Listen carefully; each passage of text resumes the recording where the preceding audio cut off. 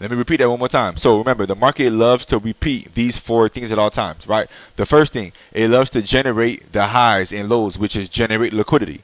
So every low in the market you see, it's liquidity, it's the money, right? So we have this sell side, the money. All of these sell side is the money, it's liquidity. And if you go look above us, we have these liquidity zones here, which is basically just buy side. It's just targets, right? So the second thing the market loves to do is actually hunt the liquidity. So you see how it generates the highs and lows.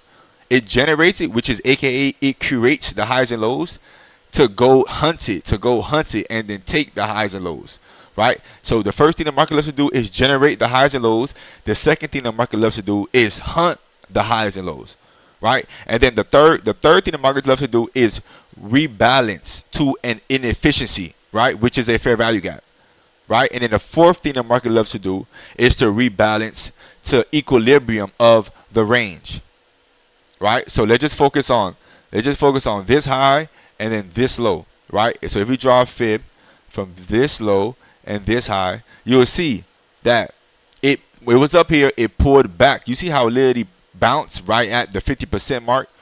Then you know that we are really pulling back to 50%, right? And then the next thing what it loves to do is pull back to an inefficiency. An inefficiency is any fair value gap, right? Inefficiency is any fair value gap. So this is how I actually get better at drawing my charts, because I end up delete. So you see how I just drew all of that and then I just delete it, right? I draw a lot and then I delete. I chart a lot and I delete. So because we trade ICT concepts, so like I said, I'm expecting, because this is one change in the state of delivery. So we got a down. So let's just break it down. So remember, we're bullish, right? We're bullish. We're creating low, high. This, we create a higher low, higher high.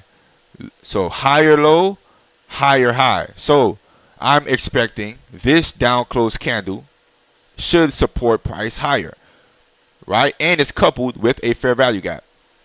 So let me draw that zone. We all know the most sensitive part of the change in state of delivery, aka order block, is the opening price to the top wick, which is right here. So this is the change in state of delivery. And then you can also draw the fair value gap. We have a daily fair value gap.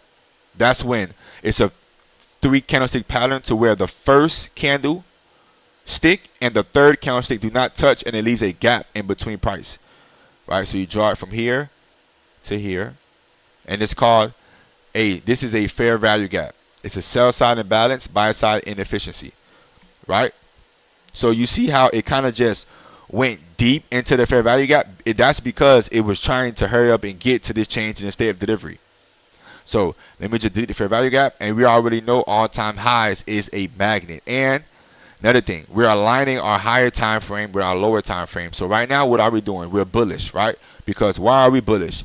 Because look what happened. We got a low, we got a high, we have a higher low, higher high, higher low, higher high. That's bullish.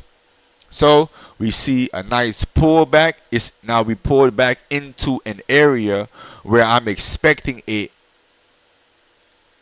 to push from. So like support zone, this is like a support zone.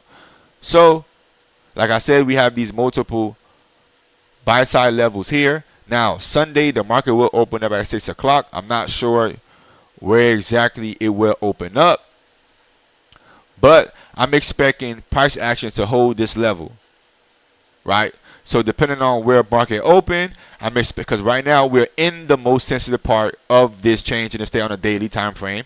So you see here how it came here the first time. You see how price came here. Look what happened right after. We had an amazing bounce right out of here, letting you know that this is a good support zone, right?